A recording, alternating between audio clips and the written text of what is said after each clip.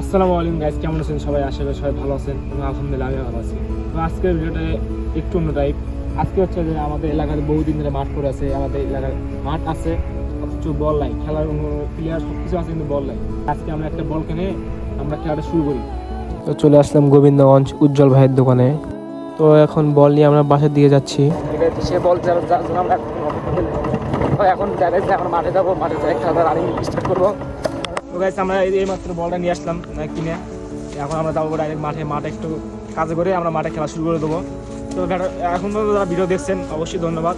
ভিডিওটা এখানেই শেষ না, আর একটু আছে ভিডিও, শেষ পর্যন্ত দেখেন, শেষে কিছু কথা বলবো।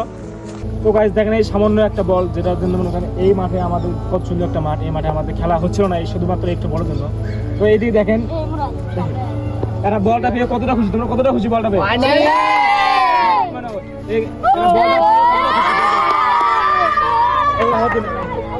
দেখেন সামান্য কিছু টাকা মানে বিনিময়ে এরা যে খুশি, যে খুশিটা এরা হয়েছে আর কি, এটা শুধু মনে করেন এটা টাকা দিয়ে কেনা যাবে না, এমন একটা জিনিস যেটা মনে করেন অমূল্য। তো এখানে আমি আমার সামর্থ্য অনুযায়ী তাদেরকে খুশি করার চেষ্টা করেছি। তো আপনারাও চেষ্টা করবেন ছোটদের বল এবং ব্যাট দিয়ে খেলার দিকে আগ্রহী করার জন্য।